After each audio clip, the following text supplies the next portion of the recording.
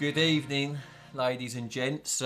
Few technical issues, just getting set up. Obviously, it's our first ever live stream, so bear with us if there's any little issues as such. You've just seen a little short intro of a few clips of different sort of shoots that we've been on recently. That episode 2 is going to be Farlow's. Caught loads of fish there, loads of nice ones, a few 30s, had a really nice trip.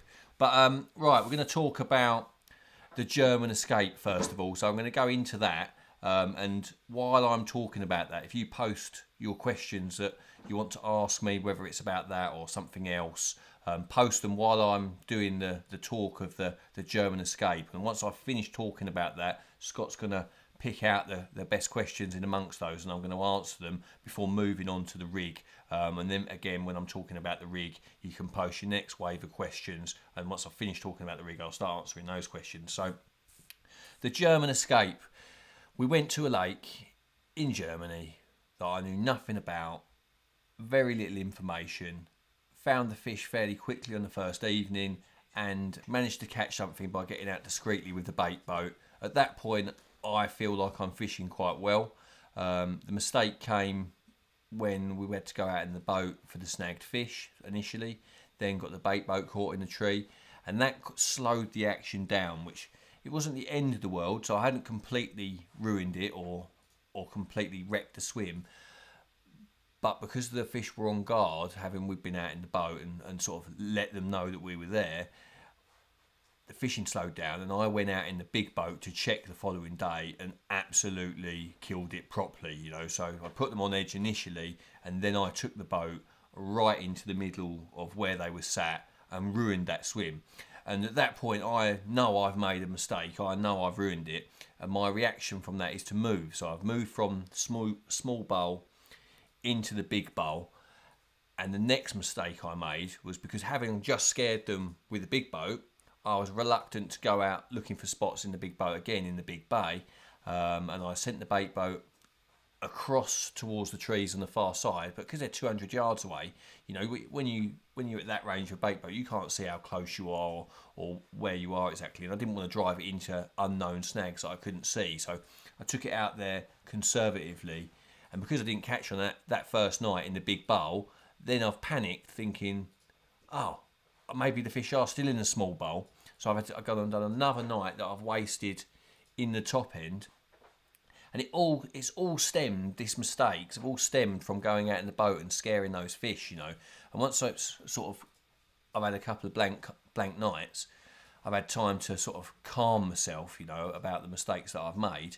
I then took to the big boat, went to the tree line in the big bay, and that is when I saw a massive glowing spot. When I say massive, like a bin lid like that. The water's murky, you know, you can barely see the bottom anywhere, but this spot was so clean and so polished and so near to the biggest set of snags in that big bay, the biggest sort of overhanging trees. You know, as soon as I saw that yellow spot, I knew I was going to catch fish off that. You know, spots like that, you know, you've got a carp nest, you've got the spot there, it's 200 yards away from the bank where you can fish. You know, it's a given that that's a good spot. So if I had my time again on the German adventure, you know, that top bay, very good swim, but I wouldn't go out in the boat. I'd have fished it from the right hand swim. I'd have used the bait boat. I'd maybe cast, you know, if I went back. And then if I was fishing in the big bay, I'd be towing again under those trees, like you saw me just dropping it on those clay spots with the big gripper leads. You know, if we could stage, you know, it took me, you know, I think I only fished on that spot for 2 nights at the end of the session, and we had takes on it both nights and in the morning, you know. So in hindsight, you know, going back, I know that spot would produce. If I'd done a week on that spot, I'd like to think that I would have caught quite a few. But when you go to new lakes for your first ever time, you know, you do what you think is right. Sometimes it's wrong, and you realise that with the benefit of hindsight. But that's fishing, you know, and that's why when you do campaigns on lakes, you get more and more efficient. And, you know, like at places like Welly, where I fished for time, you know, as you build on one session to the next, that's when you really fine tune things and really can get the best results possible. So that's the German escape. Have we got any questions, Scotty? Yeah, first one, Robert Lockwood. What made you get into angling? Well, I just started float fishing as a kid when I was really, really young, and enjoyed it, liked it. And then when I was about 11, I started doing a little bit of carp fishing at the local park lake in Chelmsford, which is Central Park. Used to be full of little commons, sort of. Most of them were sort of £5 to £15. You know, £15 was a big one. But yeah, loved it. Mum didn't drive at the time, so I could only ever really fish locally when I was young. And then as I got a little bit older, fished on the channels, which is, I think they're building a housing estate there near the golf course in Chelmsford. Got really, really into it, and as soon as I was driving, you know, carp fishing has pretty much been it's been my life since I was 15, but really, really, really took off for me when I was about 18. Any more, Scotty? Another one, yeah. Yeah. Excuse me. Daniel Eden, I think it is.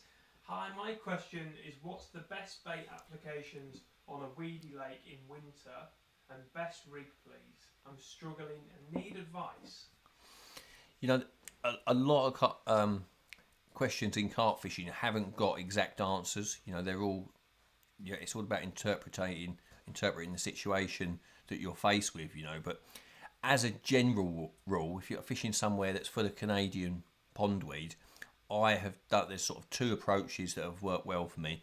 In the height of summer, when the weed is high, you know, I would be targeting the holes in the weed generally. You know, looking for the clear spots that they're bubbling on and working in the mornings. You know, so I'll be meticulous plumbing to be able to make sure that the rig's going down into these clear spots and getting the bait focused on top of the rig. You know, it's one of the, it's very, very simple, but one of the things that sets apart like really good anglers from the ones that aren't so good is being able to do things efficiently. You know, putting it onto a spot accurately, knowing that you've done that, knowing that you've got feed over the top, drawing the fish down onto that spot, and that's how you generate multiple hits in that situation.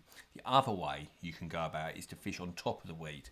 If it's Canadian pondweed, then in the autumn and the early spring and that, when it's it's down on the bottom, you know, chod fishing over weed. You know, I found on really, really weedy lakes like that, you know, the spots, in the summer they're getting fished really well, catching really well, but as the year goes on, the fish get a bit cute to those sort of spots. They've opened up, they've got bigger, they just look a bit dangerous to the carp, having been caught on clear spots, and as they've got bigger, they're just a bit more garish. And then in that situation, fishing chods on top of the weed can really, really come into its own. But you know, that's a very, I'm generalising. You know, if your lake's 2 foot deep and it's covered in blanket weed, then it's a different scenario entirely. You know, it's very hard for me to give you a precise, you know, accurate answer to that without seeing it, being there, feeling it, and seeing what those fish are doing, because that is ultimately what we're doing, or what I'm doing when I'm going to the lake. Is I'm trying to read the situation based on what I see, what I hear, what I feel, you know. Okay, Scotty, another one? Yeah, we've got another one. So Paul Brown's asked, what's the best size of hook for zigs? What do you recommend? Well, it depends how you're going to set your zig up. If you're going to go down the route of using, say, like the Fox zigger liners, if you're going to go down that route, in my opinion, I think because the hook is in the zigger liner, you can get away with a bigger hook with that sort of setup, because it becomes the zig is a lure and the hook becomes part of that lure. So I would say if you're fishing in quite weedy situations, I'd be very happy with a size 6 wide gauge pecs. You know, I use size 6 wide gauge pexes for my normal fishing, and if I was fishing somewhere where I needed strong zig sort of setup and I didn't think I could get away with a small hook, then I would go with a zigger liner with a size 6 wide gauge pecs. But if you want to be really sort of fine and the situation allows for it, you know, most of the big fish that I've caught on zigs, I've caught on size 10 mixer hooks, which are they're called the floater hooks, but they're a really short shank. They've got sort of a bit of an offset point to them, and they stay. Considering only a size 10, they really, really do stay in. You know, I fished. There's some footage on YouTube of me fishing a carp match, Gigantica, like the European carp match that we were just. It's not a real match, you know, just us larking around on camera. But I remember one year I caught 7 or 8 fish on zig rigs, fishing 20-foot hook links with size 10s in France, and had no trouble whatsoever with hook pulls. And I also once upon a time caught a 46 pounder out of Bundy's in, I think it was January, might have been the last day in January, fishing in 55 feet of water, 15 foot down from the surface, size 10 mixer hook, tiny piece of black foam, like the size of black foam that I've used or on my zigs, or if it's yellow or whatever, it's usually about the size of an 8mm trout pellet, about that sort of 8-10mm piece of foam. You can trim it down, you can tip it, I've done it with maggots, but the hook question, I wouldn't be afraid to use small hooks. It's more, I have more fear in the fine hook link material breaking than I do in losing them due to hook pulls, because what often, when you're fishing on the bottom, your hook link is on the bottom and it's camouflaged by the lake bed, it's up, it's got a backdrop to blend in against, whereas when you've got a rig popped off the bottom, it's got no backdrop. It's picking up all the debris that's floating around in the water column, and by doing that, it starts to stand out, and you can try and fine it down. But that's the thing I worry most about zigs. Double strength and zig line and stuff like that. It's so fine, and the simple logic I apply to it is each nick out of something thin is a bigger percentage. If you've got something that's 0.40 and you take a 0.1 mil nick out of it, you still got 0.3 left. But if you're starting with something that's 0.2 to start with, you just took away half of that thickness, so yeah, I would be more concerned about the diameter of the hook link than I would about the size of the hook. Those little hooks, they do tend to stay in quite well, especially those mixers in size 10.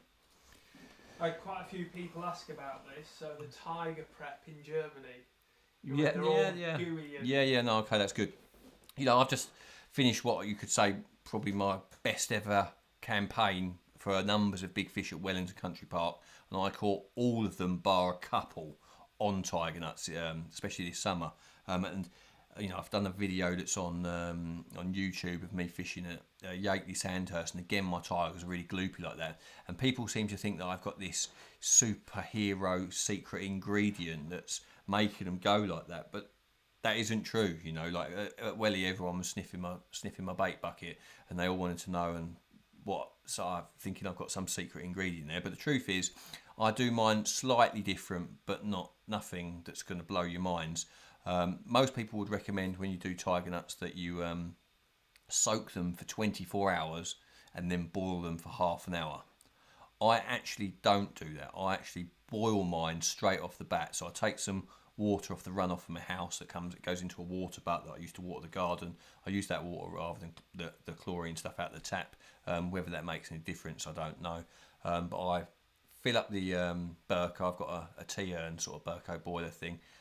Fill it up with that, put the tigers in, make sure you've got more than enough water. So I like a good sort of, good 6 to 10 inches water above the tigers, and I bring them to the boil and I leave them on for, if they're the small ones, then I leave them on for about 20 minutes. If they're the big ones, then I leave them on for like 30-35 minutes, if they're the giant ones.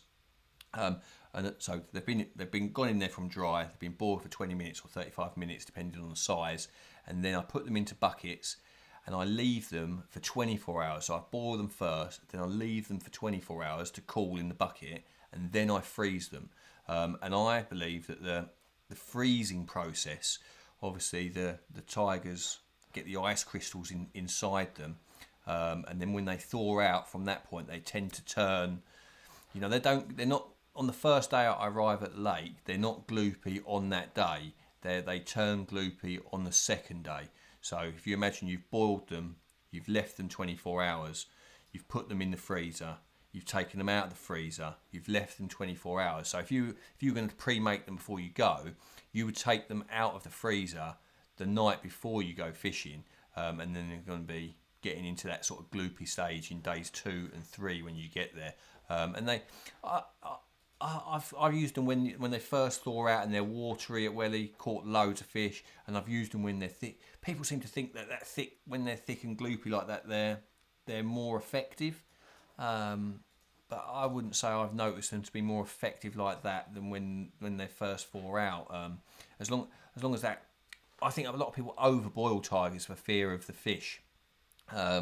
not being able to, like, swelling up inside the fish. And the truth is, once you've boiled them for half an hour and left them overnight, as long as really important, the bucket hasn't been allowed to drop, because during that 24 hours when they're sort of cooling down, they're still drawing on, and it's really important that there's enough water in so that they can fully expand. Because once the tiger nut is fully expanded, it's not going to expand in the fish's tummy and cause them any trouble. So yeah, I think it's important that you don't overboil them, as in boil all the sugars out into the water, but at the same time you've got to make sure they're cooked. So yeah, that's how I do it, and they seem to work everywhere. You know, there's no magic ingredients. Tiger nuts, you know, there's loads of recipes knocking about online from like old wives' tales of this, doing them in Coca-Cola and putting sugar with them and all of that. But trust me, they're good enough as they are, just as nature intended. Want another one? Yeah, go on, give me one more. So best rig to use in a weedy lake? Would you pre-bait all year to clear the spots? That's from Carl MacArthur.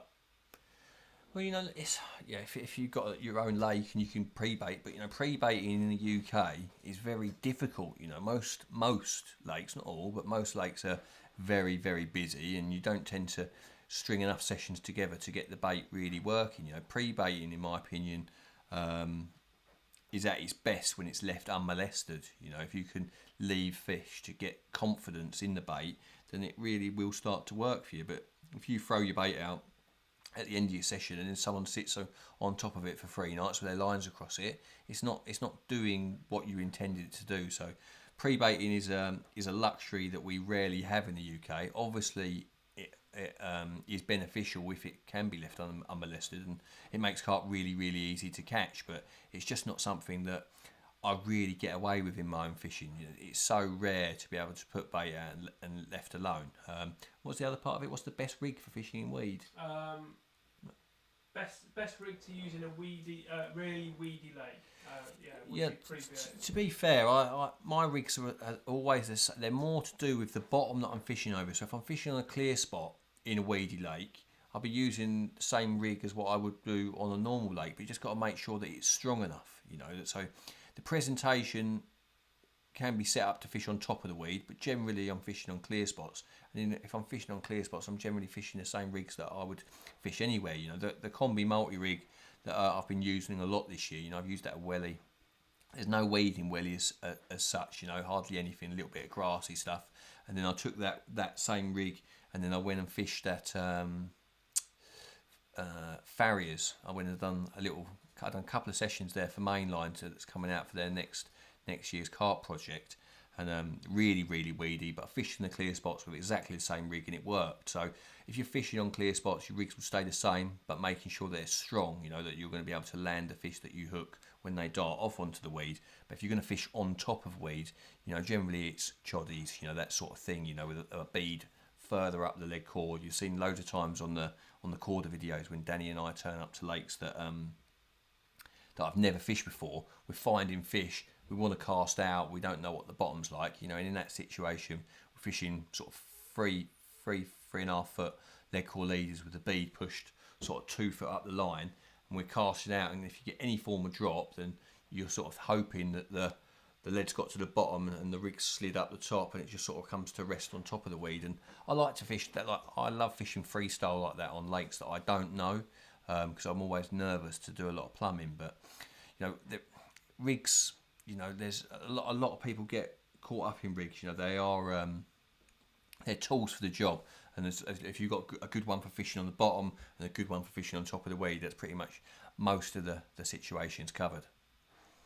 Should we move on? Should we move on to the Combi multi-rig? We'll come back to some questions. We've got loads. Yeah, no problem. So let's just have a little look at this. This is what I've seen a lot of pictures from some of you guys that have watched the video on Peckers Teckers. You've gone away and started to try and tie this rig yourself, and this bit of the shrink tube here, that happens if you hold it tight across the kettle and allow it to cool. Obviously you're going to hold it tight across the steam to shrink the shrink tube in, but once it does shrink down, you want to take it away from the kettle and then hold it straight, you know, so allow it to cool like sort of following the line of the eye. You want the shrink tube to just take that natural line of the eye of the hook, and that's basically how this one is. This is how I've done it, the sort of way I would recommend to get the best out of it. You know, if you want to see that rig sort of your hand every time like so, that's going to be working for you in the most efficient manner. You know, to have that shrink tube following the line of the eye, it works every time like that. Whereas where on this one, where it's slightly bent back, it's not doing it quite right. So it's not a big problem. If you've tied up a few of these at home and you think, oh no, I've done that wrong, all you've got to do is put that back across the steam of the kettle, and while it's still warm, take it away from the steam while it's still warm, hold it straight, make it follow the line of the eye, and allow it to cool, and that will set absolutely perfectly. Another question that I've been asked quite a lot about the Combi multi-rig is, I said in the video that I experienced a few hook pulls when I used a size 4. I wouldn't say like a stupid amount of hook pulls, but I definitely noticed that when I use a size 6, regardless if I'm using it with a 12mm wafter or an 18mm wafter, you know, I've found that the size 6 definitely, I've lost 1 or 2 fish in 150 bites fishing it with a size 6. The times when I used it with a size 4, I lost, I think, like 2 in 15, which, you know, there's a big jump. And I also noticed when I was using the size 4 that the hooks were falling out in the landing net, and the reason that was, obviously, you've got a bigger gape, and it's not able to seat up in the fish's mouth as well. You know, if I was desperately wanting to fish a size 4, I would increase the shrink tube. You know, you want, my shrink tube on these size 6s is a 12mm piece, and I think that gives you enough reach into the carp's mouth, get a good purchase and a good hook hold. With a 4, there's like you've got quite a bony bit at the front of the fish's mouth, and with a size 4, sometimes the hook it hits the hard bit and it's not able to seat up. So I would fish a 2cm piece of shrink tube with a size 4, so I'd have to increase the length of that braided loop, use a 2cm piece, and I think you'll get deeper hook holds. Because I use size 4s, size 4 wide gates, size 4 wide gate X's, size 4 wide gate double X's a lot, and I use them with, when I use them with longer shrink tube, and again, I've never suffered any hook pulls. But just to sort of simplify it for you guys, I don't think there's any need to change from a size 6 for this presentation if you're using a double balanced Tigernuts, a double balanced sweet corn, a 12mm wafter, or an 18mm wafter. You know, I've used all of them to great effect and received no hook pulls. One question that people want to know, can you use it for a pop-up? Can you use it for a bottom bait? Now, you can use it for a pop-up. You know, you would change on here, you would change this this piece of silicone, you would change that for a piece of tungsten putty, obviously as your counterweight, so it could stand up like that. I haven't done it very often, but I have caught fish on it. But the other question that I keep getting asked is, can you use it for a bottom bait? And I would strongly advise that you don't. I'm not saying that you couldn't catch anything, but I am going to drop this in the tank for you and show you why that is. It can land in a heap, and the hook, with a wafter, the hook controls the bait, isn't it? It goes down to the bottom, the hook lays flat. With a bottom bait, it might not happen the first time every time, but can you see that? It's like the hook is standing up off the bottom. The hook link is over the top of the boilie in that shot. I'm going to do it a couple of times to show you. It's just, I don't think this setup is suited to bottom baits. I'm not saying you can't catch on it, because that time that's okay. You know, that wouldn't scare a fish. It would come in and take that, but it's not going to land perfect every time. And I would use it as a different rig for a bottom bait. I'd probably just use knotless, not piece of braid, to be fair. But again, that sat really, really awkwardly. So that's my advice. I would say the best way to use that rig is to use it with a semi-buoyant bait, where the bait lays flat on the hook, lays flat on the bottom, and the bait hovers over the top. That is my preferred way to fish it. I've had no bother with it. Like I say, hardly lost any fish when fishing it in that way.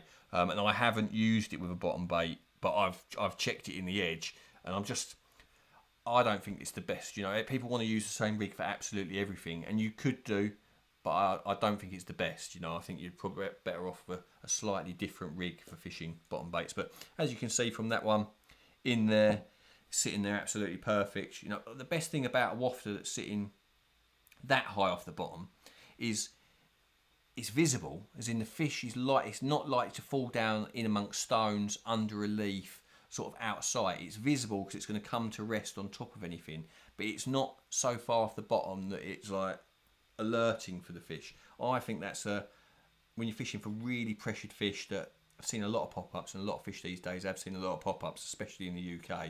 I think the wafter just hovering over the hook like that is absolutely deadly, and I can use it on so many different types of baits. You know, like I say, I've used it on double balanced sweet corn this year, filming the big carp buzz at Kingfisher Lake. Done really well. Done really well on double balanced tigers at Wellington. On the German Escape, I was using it with the 80mm boilie like that. So yeah, very versatile rig, but not. I wouldn't say it's a bottom bait rig in my opinion. Should we have some more questions then, Scotty? Yeah. Let's have a little drink. First one from Luke Chase. Will you bring out a CarpFix TV app? That is coming. It is in development as we speak. Was always the plan, you know. But we obviously we've only got our first set of films. This is still month one for us. All early days. Like Scott has literally finished working for Caldar this week. Everything that we've done until this point, we've been doing it alongside. Scott's been working 2 jobs. You know, been working his absolute socks off. You know, this studio, he's painted it, built it. Everything other than me talking to the camera, he has pretty much took care of. You know, so you see me as the front man for this, but there's a lot going on behind the scenes. And now obviously Scott's finished up. His last job at Caldar was to finish the editing of Masterclass and do his handover stuff. Masterclass goes out tomorrow, so he's now officially finished. He's already got in contact with our platform to have the app developed. It's happening. They said it's going to take between 45 and 90 days. Yeah, 45 and 90 days. So it's going to happen. It's not going to happen overnight, but we've got 3 months worth of films in the can. We've got obviously next month Farlow's, and the month after is a split session. So we start off at Priory Park and then go to Churchgate. So we've got enough, but obviously we're locked down at the moment. We need to get back out as soon as possible to create some fresh stuff. But in answer to your question, there is an app, and it is coming shortly. Carl Hunn has asked, how do you approach a water you've never fished before with regard to depth and feature finding? You know, I do that all the time. I turn up so many times when I'm filming. I have done in the past with Caldar. You know, turn up to lakes that I've never seen before, and you will often see that my go-to tactic on somewhere like that is to cast pop-ups where fish jump. You know, I'm not saying it's the method that will catch fish for you everywhere. You know, because in fact I've really struggled at Welly using that tactic, but it is always my opening line of attack unless someone's given me some really good information about how to fish somewhere. But when I turn up to lakes that I've never seen before, I try and travel quite light. I try and have sort of spinner rigs with the beads pushed up the lead core. I look for jumping carp. I cast where they are. I feel the lead down. I gauge the depth based on how long it takes for the lead to hit the bottom. I judge whether I'm presented by the fact that the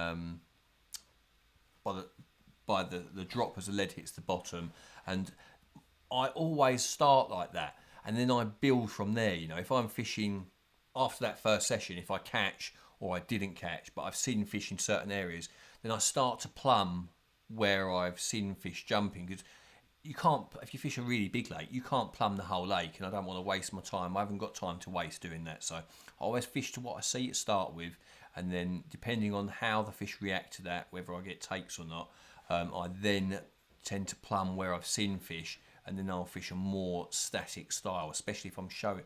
Like at Welly in the end, I've done a lot of sessions in a swim called Hole in the Bush, and that was, you I fished it a few times before I really got to grips with it, and I got to grips with it by plumbing the swim, getting some wraps in my phone, and then when I was arriving for future sessions, I was coming into the swim, I literally ran the distance stick straight away, casting onto known spots that I'd caught from previously, baiting up, and then once you've got 2-3 spots in the swim that you're catching from, you're like a well-oiled machine. A lot of the time, like you say, turning up to new lakes, you don't know what you're doing, you're chucking and chancing, you're trying your luck, but the more that you go to a lake, the more information you take from your plumbing, from your fish sightings, and you become more efficient and more of a well-oiled machine. And that's where I want to be with my fishing. But in answer to your question, I fluff chuck. I'm a pop-up slinger. When I don't know anything better, you won't go far wrong casting pop-ups at jumping fish.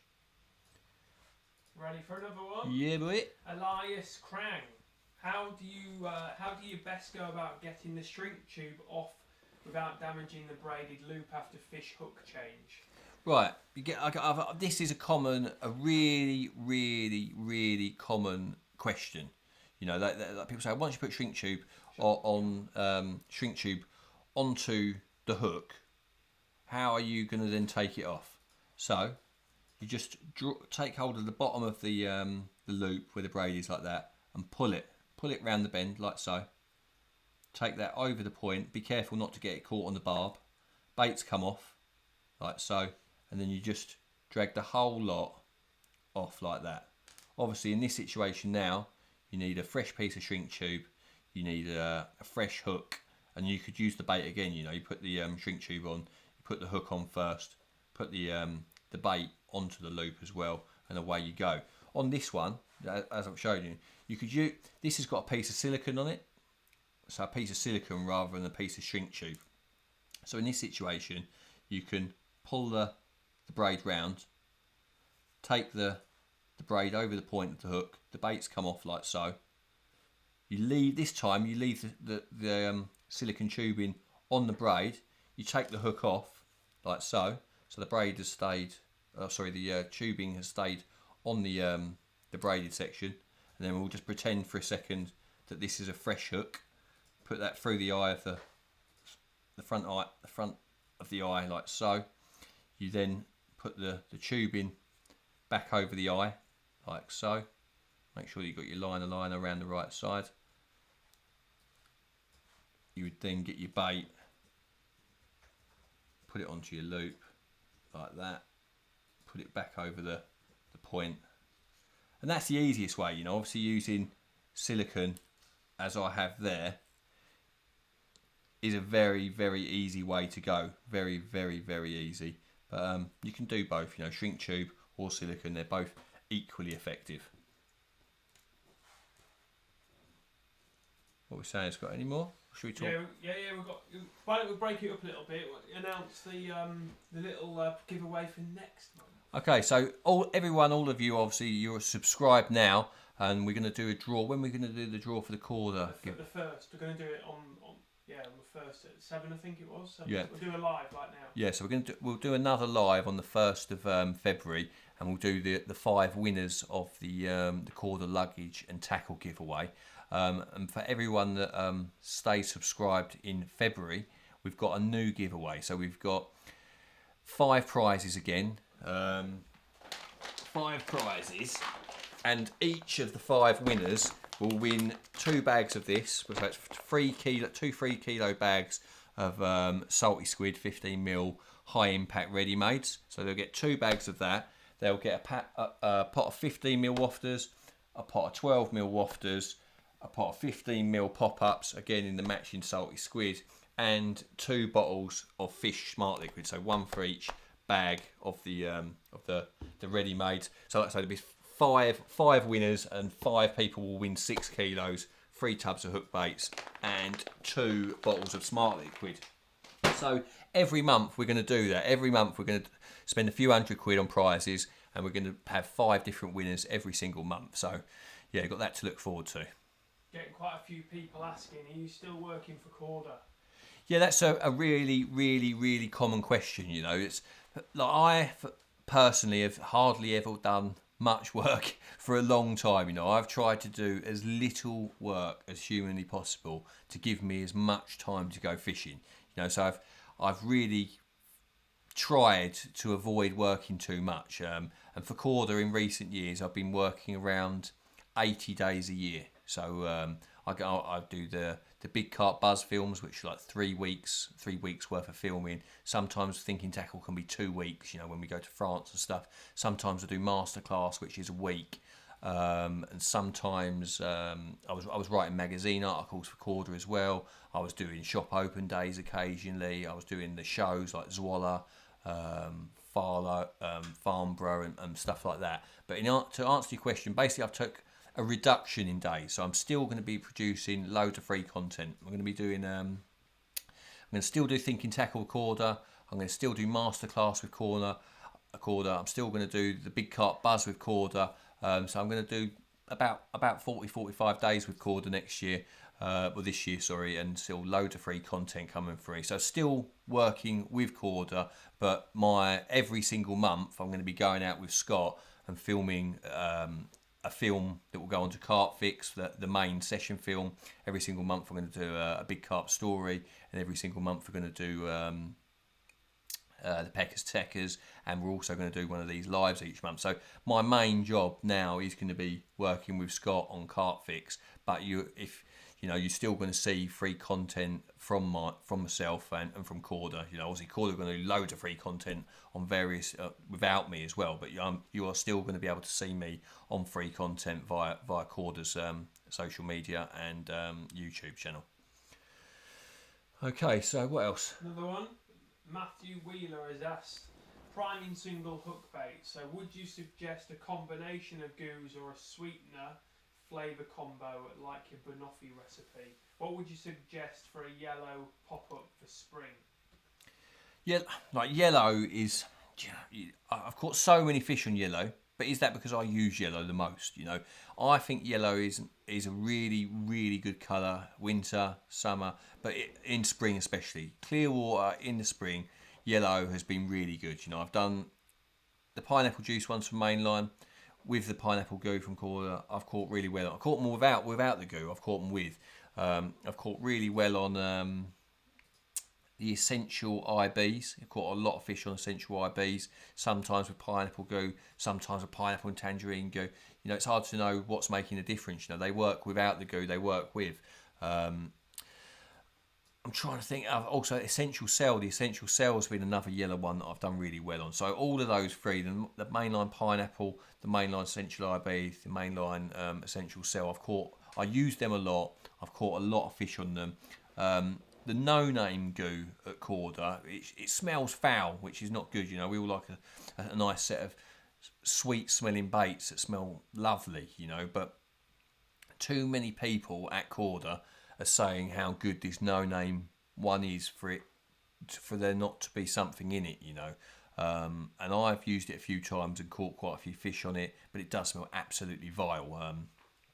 But this spring, I do plan on giving it a go. You know, so many people, you know, if your friends are catching on it, then it gives you a bit of confidence, probably just fish it. Well, to be honest, once you've got the goo on the pop-up, you know, whether it's a pineapple one, whether it's essential cell, essential IB, you know, there ain't a lot of that smell coming through once that no-name goo's on there, because it does absolutely stink.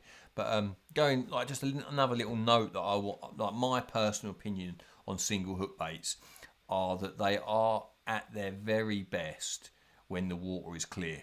You know, I've caught in murky water on them, but when I've really done damage on single hook baits, and I've really been having it away on them, it's generally when the visibility is good, because I think if the fish can see the bait from a metre or so away, you know, it doesn't have to be feeding. You know, it can just be passing through that area. It can just be with it get like the on the shoulder pressure of other fish, sort of they're swimming in a pack together, and if they can all see it, you know, there's this on the shoulder pressure of one of them to go and take it. So I think singles are at their best. They're not saying they won't work in murky water, because I have caught, but I think they're at their best in clear water, and I believe that they're not at their best at night either. I have caught on single pop-ups at night, mostly in clear water, where I think carp have got amazing eyesight. People maybe not in the detail to see the rig next to the hook, but I think they have really, really good low light vision. You know, they're swimming around in the dark in the lake, navigating without bumping into things.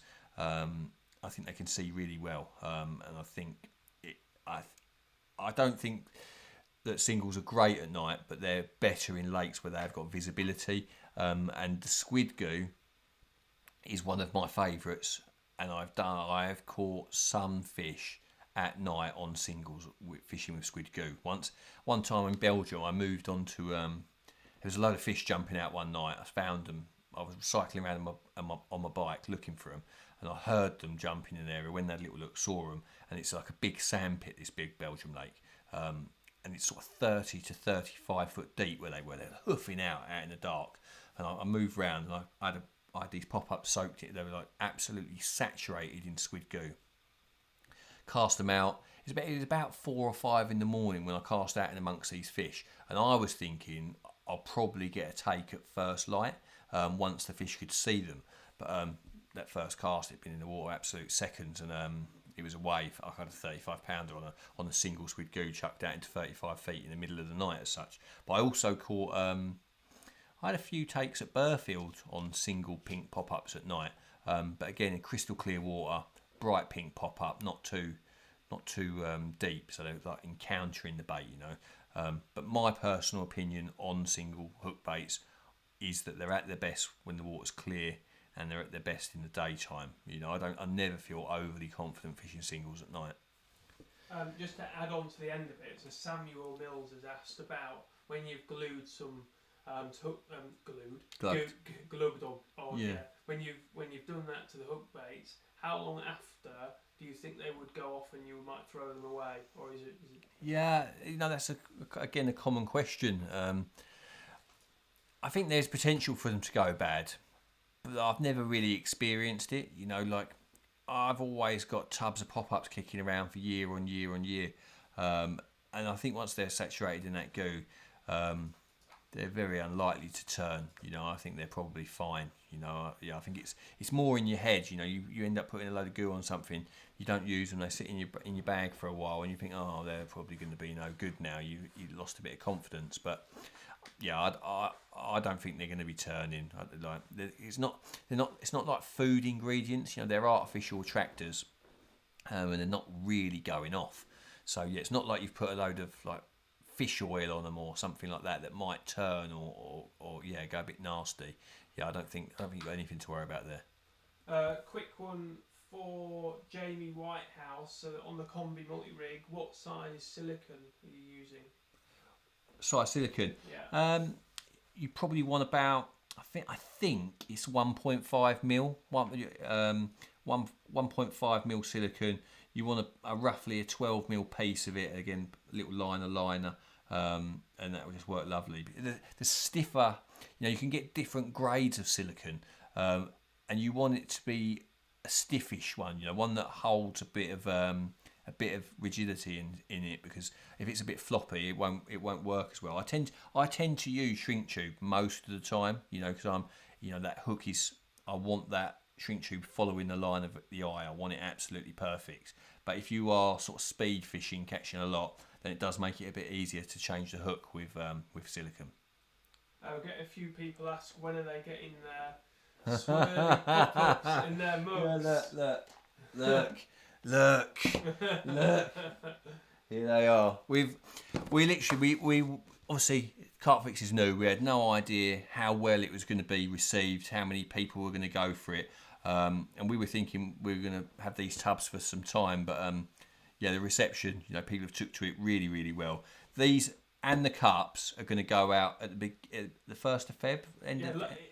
Probably from the 27th of January they'll start going out. Yeah, we've got loads of them to box up. We are waiting for a shipment of cups to come in. We want to do it all at once. So everyone that subscribed while these were live, you know, is going to get them. You know, don't fret. We're not going to suddenly not give them to you.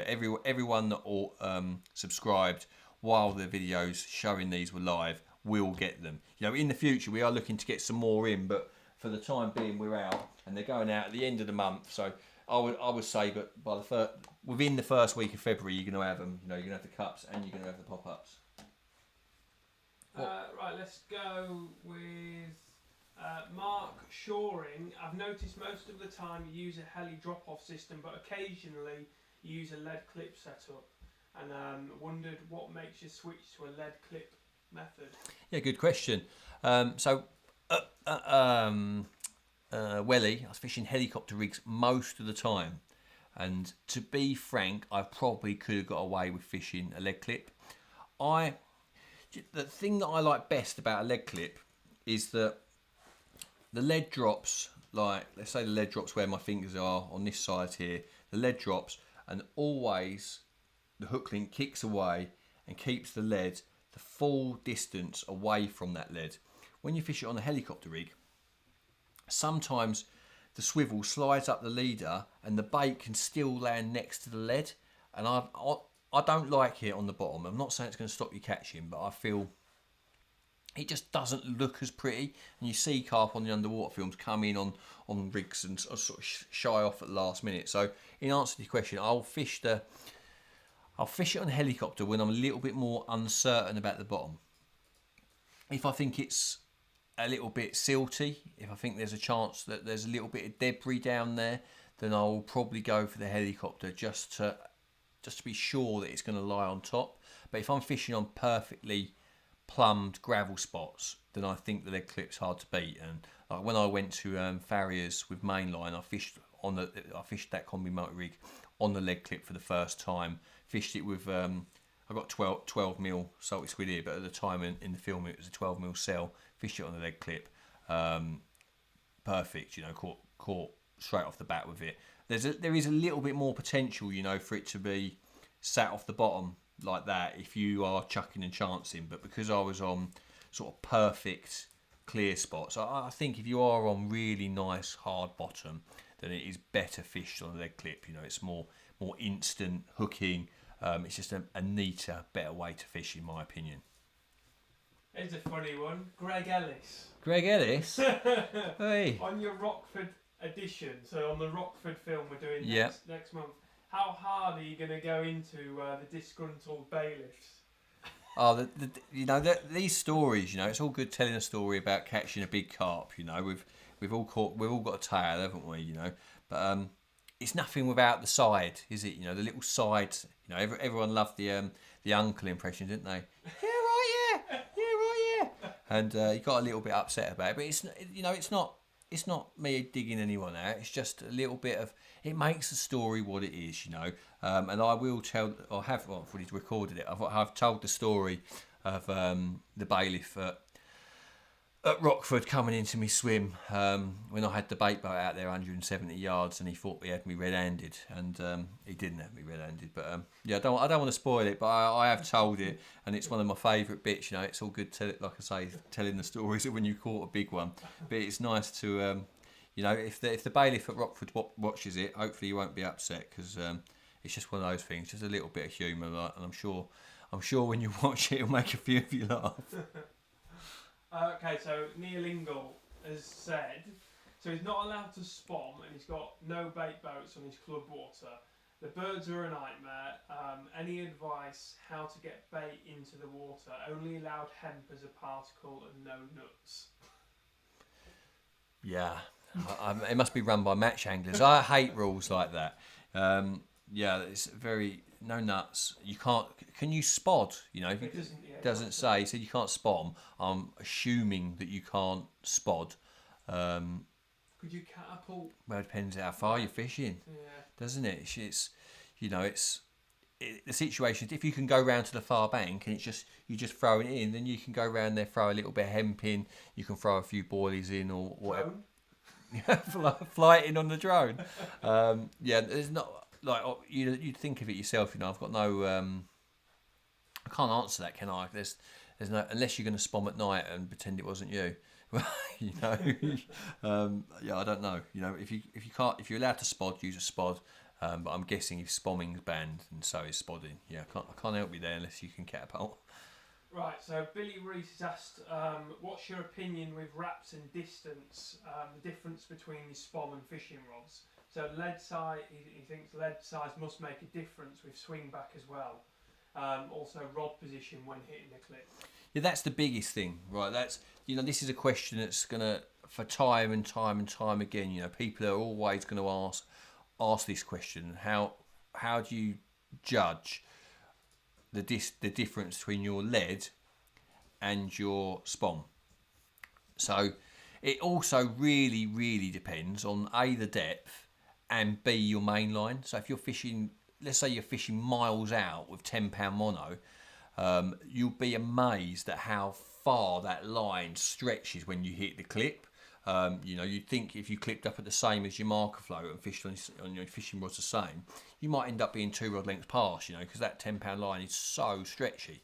But if you want to do it perfectly, for example, at Welly, it's 4 to 5 foot deep most of the lake. I'm fishing with fluorocarbon, and I tend to fish my spod rod about 2 foot shorter than my fishing rod, to allow, because when I hit the clip with my spawn, I cushion the rod in, and I'm trying to get all of the braid out there straight so that they've got full extension on the rod. But when I'm feeling lead down on my line, I'm holding the rod slightly, so it's swinging back a little bit. So I tend to allow for that, like a couple of foot. But the truth is, the best way, and when I'm fishing on clear spots and I'm fishing small particles, I put the float out. So I wrap up with my leading rod first. I find my spot, and once I've got it clipped up and I land on the spot and it's perfect, I'm on the spot every single time. Once I've got that how I want it with the braid, I then pop the float up, and let's just say it's 15 wraps. So I found a spot at 15 wraps. I'm fishing at, let's say I'm fishing at Bundy's Pit in Peterborough. It's 55 foot or 42 foot deep, this spot. I was fishing once. So I was fishing at 15 wraps with the leading rod, 15 wraps with the fishing rod, pop the float up at 15 wraps, and then I cast my spawn at it on the surface, reeled it along the surface until it's next to it, clipped it, checked it until it was exactly right, and then I wrapped it round the sticks to see the difference. And that's how I tend to do it. Is I find the spot with the leading rod. I then, once I'm happy with it on the leading rod, I then pop the float up at that range. I cast the spawn to it, and I work out the difference. And that's the most accurate. You know, when you fish the same swim all the time in the same depth, you know, you can have these wraps. You know the differences to have, but formulas. There's too many flaws in formulas. As in, if someone holds the rod here to feel the lead down, and someone feels the lead down there, the difference between a rod pointing at that angle and a rod pointing at that angle is 12 foot, you know, because one's lines up there and one's over there. So, you know, so many people are inconsistent with where they hold the rod, A, on the spawn, and B, on the fishing rod, you know. And my advice would be to do everything as consistently and precisely as possible, because all of the best anglers I know, every single one of them, the greatest thing that they do is everything they just efficient, you know. Technically, that if you can find the clear spot, get your rig onto that spot, put your bait over the top of that, and the fish are in that swim, then you have got a great chance. You know, if you've got a sharp hook on and a bait that they want to eat, you know, they're the things that it sounds so simple, but 9 out of 10 guys on the day to get seen on the complexes will be doing one of the real basic things wrong and not know it, and that will be the thing that's holding you back. You know, finding a spot, being meticulous about getting the rig onto the spot, making sure that the bait's over the top, writing your wraps down, being precise, holding the rod in the same position. They are the things, you know, that the really good anglers, they consistently do it right, and then when the fish turn up and when the fish are there, you'll catch them. We had a couple or a few people ask this, and David in particular is asked. He's from the USA, or I think I guess he's in the USA, because he's asked, will you ever come to the US for carp fishing? Well, I would never say never. It's not, obviously, we are new at CarpFix, you know, and we haven't got huge budgets at the moment to be doing like massive trips like that. But I definitely watched the Carl and Alex video where they went to, is it Dale Hollow, that lake with all the fully scaleds in it? And they're not, you know, obviously it's a long, massive way to go to fish for carp as big as we have here. You know, in the UK we go to France, we go to Belgium, we go to Holland, go to Germany, because there's more bigger carp readily available. You know, you can find lakes with less anglers with bigger fish than you do back home. But to travel all the way to the USA to catch fish of the same size, you know, is something that I want to do. And I'm sure we will, Scott and I, at some point, we will come over to America. Dale Hollow is on my list, the St. Lawrence, somewhere like that.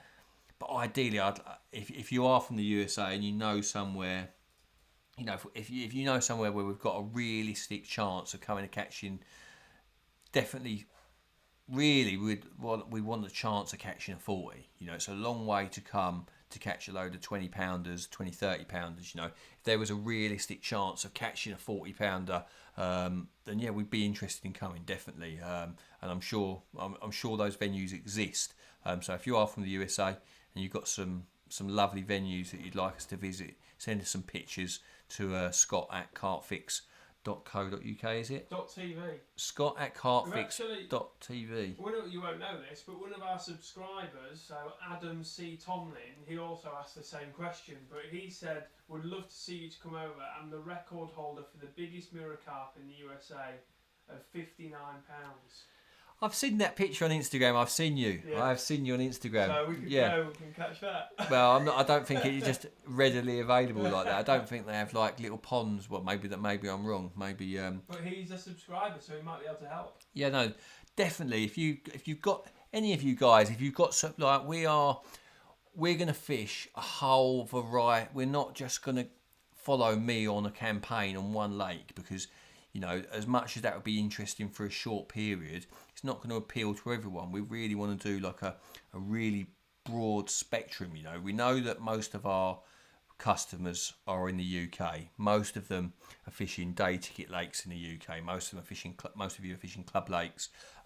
So we are going to fish day ticket lakes in the UK. We're going to go to French commercials, holiday venues, like most of you guys do. We're going to go to big wild waters in France and Spain. We're going to do every conceivable type of fishing, and show you that, you know, carp fishing is pretty straightforward. You know, once you're confident in your technical ability, then you know you just got to find the fish and put your tried and tested things in front of them, and they'll work. And we're going to demonstrate that for you. You know, we are going to go to a whole. You know, I'm absolutely buzzing. We've got some dates in the calendar for March and May in particular, to two waters that will blow my mind. You know, like massive wild waters. I'm really excited to go.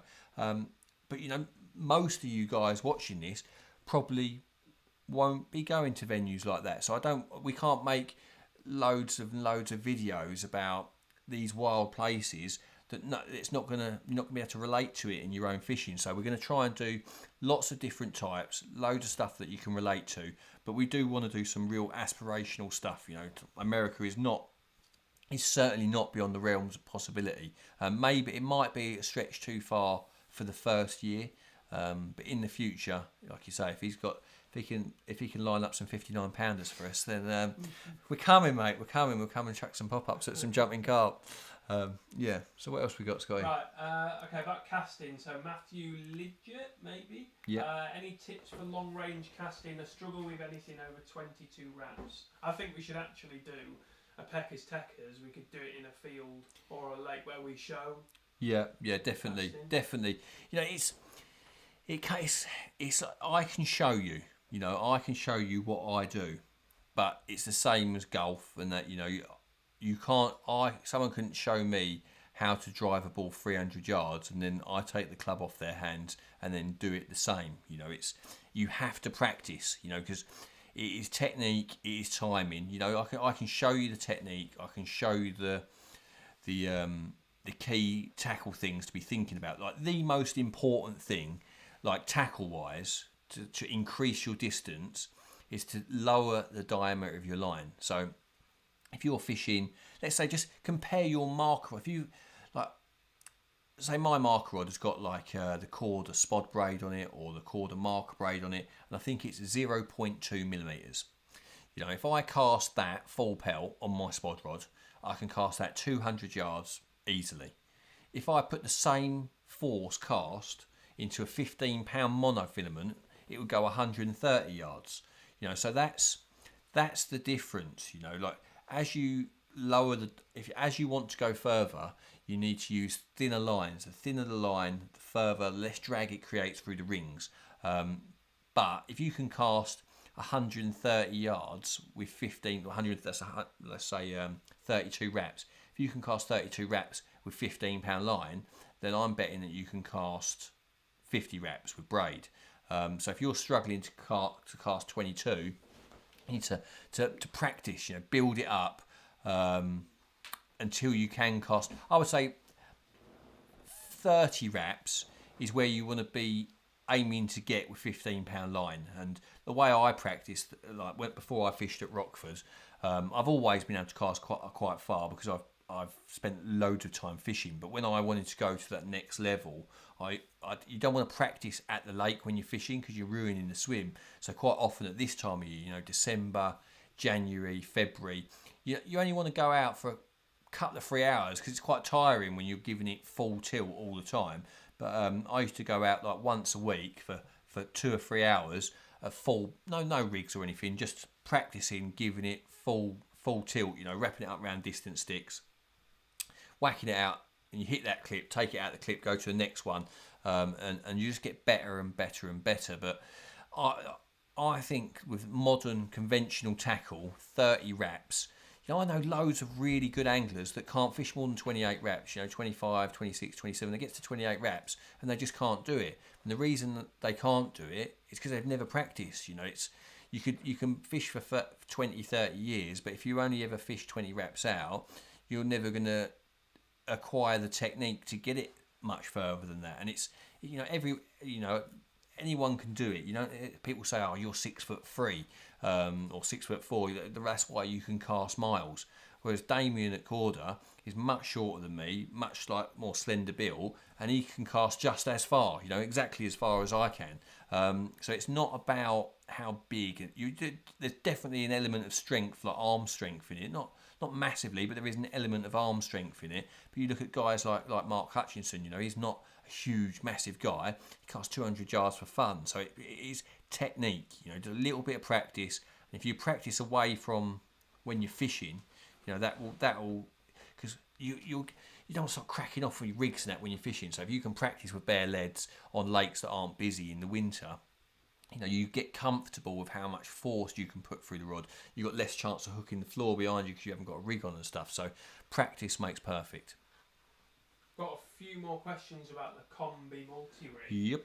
So one of them is from Scott Palmer. He's asked, with regards to the Peckers Techers, can you explain what influences the overall rig length and why you'd up the length of the braided section if you used a size 4 hook? Right. Okay. So I'm going to demonstrate to the front camera in front of us rather than the little one. I want the bait to be far enough from the lead so that it doesn't look like it's on top of it. When you chuck the rig in the edge, if the bait is like an inch from the lead, it just looks, you know, I can imagine a carp veering off, you know, it looks a bit like dangerous, you know, it's a bit ugly. So I like a rig, you know, people say it's a bit conventional, but 7-8 inches, there's a reason why a lot of rigs are that length, because it's the right length. You know, you want to give them enough rope to get it in their mouth, but not enough rope for them to realise they've picked something up they shouldn't have and blow it out. So you want to give them enough rope to let it go in their mouth, or not too scared to pick it up, but at the same time you don't want to have them have it in their mouth too long before they meet the impact of the lead. So obviously certain rigs are different, but as a general rule, I like 7 to 8 inches for my rigs. You know, that's what I have found to be most effective. And the reason I would lengthen the braided the piece if I was fishing a size 4 hook is because I would be using a longer piece of shrink tube. So if at the moment I've got a 12mm piece on there, so it's 1.2 centimeters. So that braided section that I've tied in the Peckers Techers video is designed so that I've got roughly 15mm of braid exposed between the end of the tubing and the knot. And I think that is enough. If the fish comes, say the fish comes from the lead end of the rig towards it and he wants to take the bait, I want there to be enough slack to allow that rig into the mouth to catch. Because if the hook can't flip round, if the fish comes from the wrong way from the lead end, if there's not enough braid, it can't get the reach into the mouth to get a good purchase. So if I'm going to increase the size of the shrink tube for size 4, I also need to increase the length of the braid. So I've still got 15 mil of braid coming out the end of the shrink tube, so that I can get that purchase. On the size 4, I want to be hooking them deeper because I want to get past that bony part of the mouth so that I can get what I call a hilted hook hold. So a lot of the time with big hooks, they don't penetrate if you get them in the bony bit at the front, and then you'll lose a fish. The hook will be burred over where it hasn't penetrated. So bigger hooks, in my opinion, are at their best if you can get them deeper into the fish's mouth where there isn't so many bony bits, get a nice fleshy purchase, and then that tends to work better for me. Sorry mate, I'm reading questions. It's okay, what's next, mate? So Robert Collins, a few people have asked this actually. Yeah. Can you use a kicker rather than the shrink tube? You can use a kicker, but the kicker's just like turned down. They're like straight off the eye and down. And I like to extend the shank by about 8 mil, 8 to 10 mil from the eye of the hook, because I want that reach. The kicker flips over at the last second and gets them on the edge of the lip. I don't want to get them on the edge of the lip. I want to get them a little bit deeper than that. You know, you'll see in Farlow's, there's loads of shots of the hook holds that we get in episode 2. And you know, I had 21 fish? Oh. I had 21 fish at Farlow's and I didn't lose any, you know. And that's all you can ask for, you know. Like, people always want to change something and put their own slant on it, you know. And I've been messing around with this rig. You know, I started off thinking that I wanted as short a braided piece as possible, so I had a small little hinge, and I found that the hook holes weren't so good. And then I thought about it. If the fish come from the lead end, I want a little bit more slack to allow the hook to fly into its mouth and get a deeper hook hold. And I think that the kickers on that setup, you'll get more edge of the lip hook holds, and you won't get as good as a hook to land ratio. So in my opinion, it's best fished as I'm showing you. I'm not showing you that for any other reason, and I think that's the best way to do it, you know. And 2 hook balls in my last 150 odd takes says to me that that's the most efficient rig that I've ever used in my life. I've been fishing for 25 years. I would say all of the rigs that I've used are pretty efficient, but when this fished in that way is, you know, I'm absolutely sold on it, you know. And I don't want to just be ranting and raving, oh, you could do it like this and you could do it like that. I want you to do it the best way possible and land as many fish as possible, you know. That's the mark of a good rig, you know. So like, it's no good hooking them if you don't bring them to the bank, you know. You don't want to be bumping them off. When that rod rips off, you know, fishing for big carp, I want it to come to the net, you know. I'm not saying I've never lost a big fish in my life, because I have, but I'm trying to avoid that at all costs. And if you start using kickers, I can't guarantee that you're going to get the same hook holes with that presentation as I do. So yeah, I'm not saying it won't work, because people have used it and caught fish on it, but I'm doubting that it will be as effective as I've demonstrated it. Sweet. Apologies, I might pronounce this totally wrong, but Duan Hill, okay, potentially. So can I use a small PVA mesh bag with the Combi multi-rig? No, that's people. Some people watching this will say, oh yeah, you can put a foam nugget in the D or something, but this rig, if you put a bag on the hook, as it impacts the water, the D will pull tight. So it is not a rig that I would recommend for a mesh bag.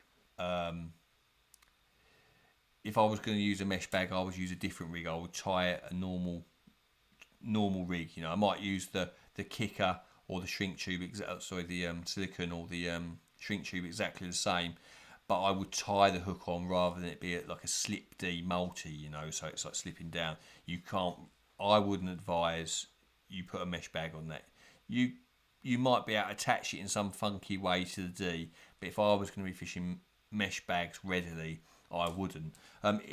One of my favourite ways to fish mesh bags is I tie a mesh bag about 4 or 5 inches long like that, and I tie it directly to the lead of a leg clip. So I tie it to the swivel that's hanging from the leg clip, tie it to that, and then obviously the bag's hanging down next to the leg, and then I hook the bag with the rig on the side. And you could do a multi-rig with braid, so you just tie a loop in the end of a piece of braid, so you've got that softness. You wouldn't need a stiff boom because it wouldn't tangle because you're using a massive bag like that. But a mesh bag tied directly to the lead of a leg clip system with a braided rig with a quick change multi setup on the end, exactly the same as that, nicked into the side of the bag. You could definitely do that. Okay, mate. Any more? Yeah, I just lost my questions. 1 second. It's all right. Technical. Yeah. Let's continue on the Combi multi-rig. Loads of people interested in the techno, aren't they? Everyone. Yeah. Actually, I've lost that one. It's okay. Let's go with Taran Shaw. So some brands of wafters seem to be more buoyant. How do you balance them in the Combi without cutting the bait to almost nothing and keeping the hook flat? Good question. So ideally you're going to get pop-ups that are more or less there. So if we cut to the camera that's in here, you know, this pop-up, this wafter that's on this hook, you know, when I put it in the tank originally, it was like this. It was sitting up off its point like that, sort of just resting there like so. And it'll catch like that, but like you say, it's not ideal. You can get like lead wire, like at Caldar. It's not available, this stuff, but it's little pieces of lead. You could probably, if you had some like really old. No, it's down here. Got it in here. It says. Show it to the GoPro. Got to dig it out now, haven't I? Is it in your little tube? It was in here, but I've. Isn't it? Ah, it's good. Someone's switched on. So I got this from the guys at Caldar. I'll put the GoPro on. It's on the GoPro, which is little sheets of lead, and you can cut it, you know, because obviously lead's quite soft. You can just cut it like that, cut it into a point. I don't know how well you can see that. Yeah. Can you see that? Mm-hmm. And just stab it into the side of the bait on the underside. So if this was the wafter, like so, I would just stab it into the bait. You wouldn't need a piece that big. That bit's too big. So if you put a big bit in like that, you would then just trim it off with a pair of scissors like so, and just poke it back inside the bait like that. So yeah, I don't know where you would go about getting this, to be honest. These little, like, you could, we've all got old lead weights, you know, and obviously that is exactly the same material. So if you had some lead weights and you managed to get the coating off of the lead, you know, you could just cut little pieces. If you need a good sturdy pair of scissors that you don't want to cut with, braid with again in the future, you know, it could be some old scissors, you know, and just cut. I would use it, if I was going to make it, like now off the top of my head, how I would do it is I would take a club hammer to some old lead, and you wouldn't need loads, like one lead. I'd take a club hammer to a lead, I'd flatten it to a pancake, and then I would use my scissors just to trim off the edges. And you only need a tiny little piece just so that sits like that. Nash used to do some little, so like a spool of lead wire. Yeah, you can get like the lead stuff that goes in lead core and stuff, can't you? Like, this is what I use. But you could even get some tiny split shots. You know, like match anglers use like number 6 shot and number 12 shot and number 10 shot. You could get some of them and literally push them into your wafter. You know, that's an easier way to do. You could get some tiny little split shot. For every tackle shop's got them, you know, not the big AAs and BBs and number 1s, but if you go and get some like match shots, some really small ones, and just use your scissors to get your scissors, just push them into the bottom of the wafter and get them to sit exactly like that. Eamon Toner, I'm really bad at pronouncing names. I feel so bad because Yeah. Eamon, I think, is definitely his first name. Okay. So what is your go-to line? Where possible, you know, my favourite line to use is the 12-pound Contour from Caldar fluorocarbon. The reason I like it is because it's not very stretchy. It's very hard, very abrasion resistant for 12-pound line, and because it's not stretchy, it fills the lead down amazingly, and because it's fluorocarbon, it sinks amazingly. The only downside to fluorocarbon, the only two downsides, one is that it doesn't cast that great. You know, it doesn't, as in, I can fish 30 wraps with the 12-pound. But like compared to other 12-pound lines, it doesn't cast so well. So if you're struggling for distance, fluorocarbon isn't great. If you need distance as your primary need of the line, you know, then fluorocarbon probably isn't the best. And its other sort of downfall is if you're fishing over, say you're fishing somewhere, not weed beds that stick up. If you're fishing somewhere that's got loads of snotty weed on the bottom, you know, like that dead brown horrible weed.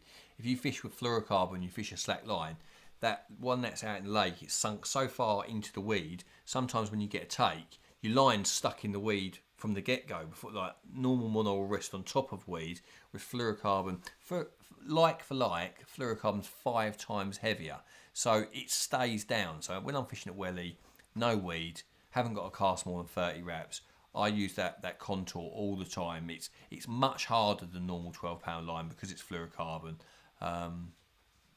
But like I say, if you're fishing over snotty weed or you really need to cast far, then it's probably not for you. But it is my favourite. You know, when you first put it on the reel, it sometimes, if you put it on badly, can be a bit coily. Sometimes it can be a bit coily after you've caught a few fish on it.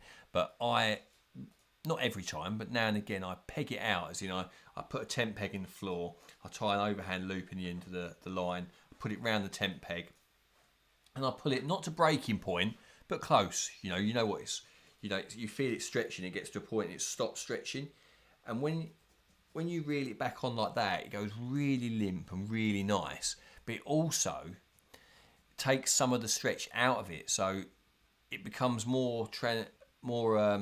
it transmits the drop better up the line, and you know I get a lot of confidence, you know, from better drops. You know, in all the years I've been fishing, when you fish 2 rods out, you chuck at a showing fish, or you fish onto a spot, when you get a mega drop on a rod, it always seems to be that rod that goes. You know, I've lost count of the times that's happened for me.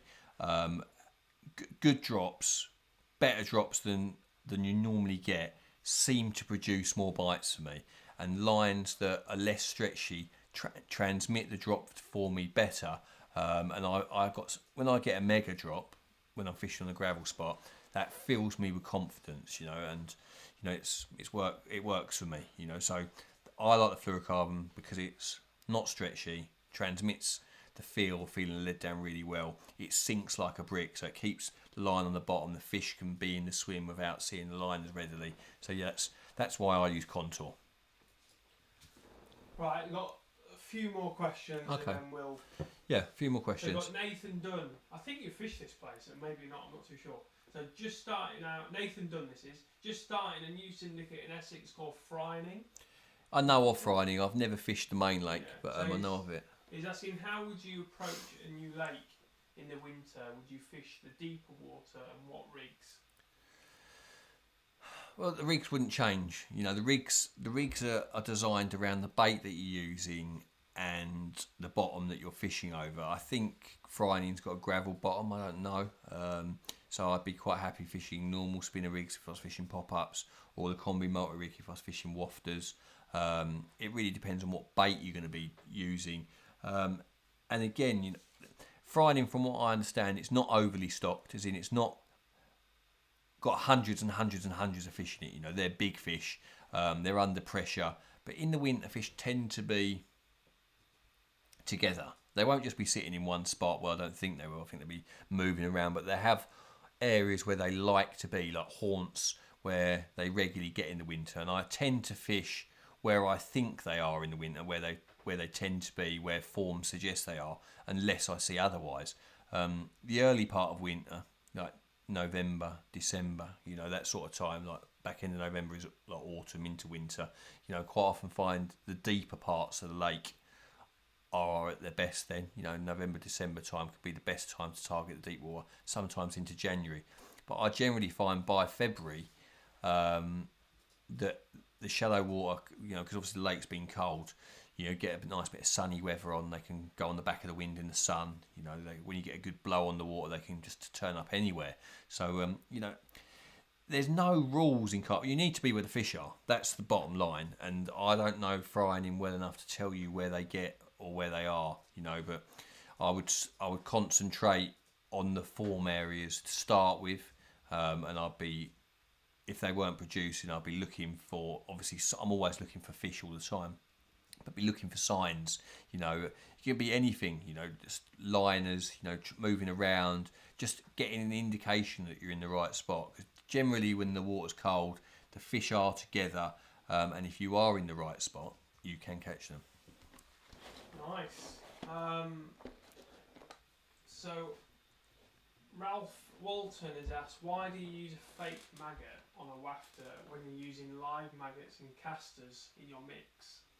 Just, it's convenient, just real nice, easy, you know. If you putting live ones on top would probably be the best way to go, especially if the water was murky. You know, having that scent trail from some maggots that you'd tied into a bunch on top, you know, that would really help in murky water for the fish to find it. But Farlows, when we were fishing at Farlows, the water was gin clear, like crystal clear. That white maggot on the top, you know, it's, you know, there's all like maggots and casts littered around the swim when you've spawned them out there. You know, they're not coming in on the smell of them. They're seeing them and taking them. You know, so it was convenient for my Combi multirigs to have a plastic rubber caster on the top, and caught 20 fish in 4 days. It seemed to work, you know. But you know, Dovey, when he's fishing out at Crete Lakes, he said to me that having a big ball of live ones on there was the best way. And I can imagine in a bit of colour in the water, like having a ball of 10, 15 maggots that have all been pierced and all leaking out their scent into the swim.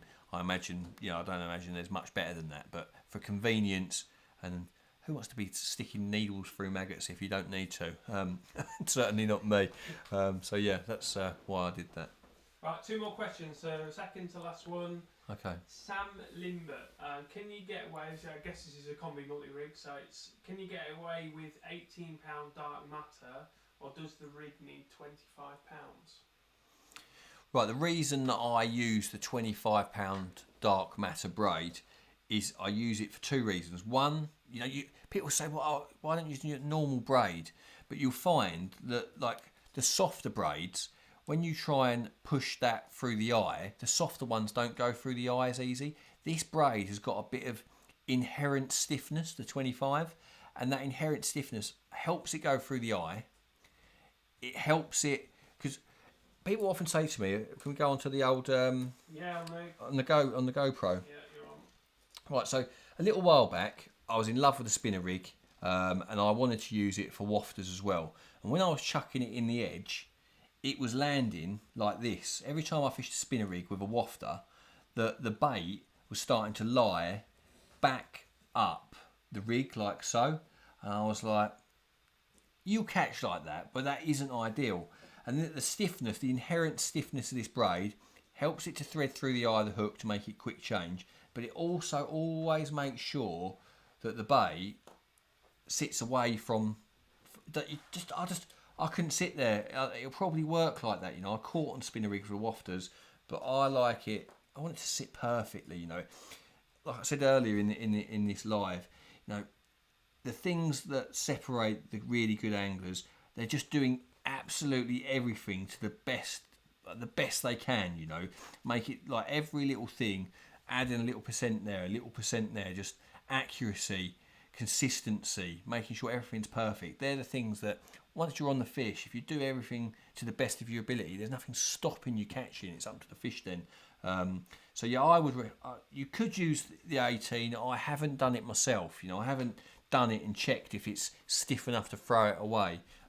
It probably can, because it's the similar braid. It probably would be all right. The 18-pound dark matter, probably, but I don't see any advantage in it. You may be thinking, oh, it's a bit more subtle. You know, if you're fishing in really clear, shallow water for smaller fish, then maybe they might see it. But I don't see any. I can't see any need to change it to the 18. And I always want to fish as strong as possible. I don't want to lose anything. And I find that the 4-turn knot with the 25-pound, you know, I'm not adding any bother with that going. So that's why I do that. Okay, last one, is it? Yeah, we're getting lots of thank yous in the comments. No problem. For a stream. So. Yeah, we're going to do it again. We're planning to do this every month. Is that right, Scott? Yeah. You know, because we're looking to do 4 videos a month. So we're looking for 1 live, 1 technical video, whether it's rigs, whether it's casting, whether it's bait prep, 1 story video, and 1 main feature film. You know, obviously the main feature film is the shining beacon. You know, that's the flagship product. But you know that everyone loves a bit of technical. You know, but we don't want to ram it down your necks in the story. You know, we want to make a really nice, beautiful film, and then if you want to watch the technical bits after, we'll show them in Peckers Techers, and then we'll discuss them in these lives as well. So yeah, we are going to do it again. It's really good of you guys to come online and give me your time as well, you know, because obviously we want to give as much back to you as possible. You're supporting us by subscribing to CarpFix, and we're going to do as much as humanly possible to make it as good value as possible. So last one, go and give last one. You'll like this one. I like this one. Geordie Stiff has asked, is there going to be a second book? Right. Telling a story, the big carp story, easy. You know, I've told 1,000 stories sitting in a bivvy time and time again, but you can't write as you talk because it has to flow better.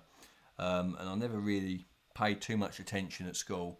And writing a 2,000 word article, say I used to write like diaries and that in the magazine, a 2,000 word article will take me a whole day to write, and then a whole day to write to go through the next day and sort it out and attach the pictures and send it off. So 2,000 words to do it to any sort of reasonable level takes me 2 days, because I'm not quick, I'm not a naturally good writer. But for the last 4 winters I have been having a go. You know, when I've not been fishing, this winter's been cold so far, but in the previous 3 years I just get distracted. I'm sitting in the office, I've got 3 kids now, and they're screaming and that, and any excuse, you know, it's 10 degrees, I'm going for 3 nights, and I end up catching nothing at the end of, I get to March, when it's a good time to go fishing again, and I look at what I've achieved fishing wise, and I've caught pretty much naff all generally, and then I haven't done my writing, but I've managed to get, in the last 3 years, I've managed to get a bit done, and I am finished. I've done 22 chapters, I think, but I'm in the process of just reading it through one last time before I send it off for proofing, having the maps drawn. But to basically answer the question, the plan is to have a new book and the old book reprinted for November coming. So I should get it done if I pull my finger out. And yeah, so yeah, there is another book coming, hopefully November, but don't hold me to it. Okay, so we're gonna wrap it up then, guys. Thank you very, very much for subscribing. Thanks for joining the live, and we'll catch you again next month. Cheers. Oh, he's pointing. Next live is for the competition. So which is the 1st of Feb at 7 p.m. On the 1st of Feb at 7 p.m. we're going to do the draw. So we're going to draw for the Caldar giveaway, 5 prizes, all the luggage, all the bits and pieces, and obviously you'll be able to watch the new films, the new films from Farlow's, the Rockford story, and we're going to do hook sharpening for the next one. So they'll all be available from February the 1st. And literally everyone wants one final uncle impression. Everyone. Right. Darrell, I'm really upset. I'm really upset that you'd say that about me. I'm really upset. Oh, yeah, right, yeah. It's a banger. Right, on that note, see you later, guys. See you later.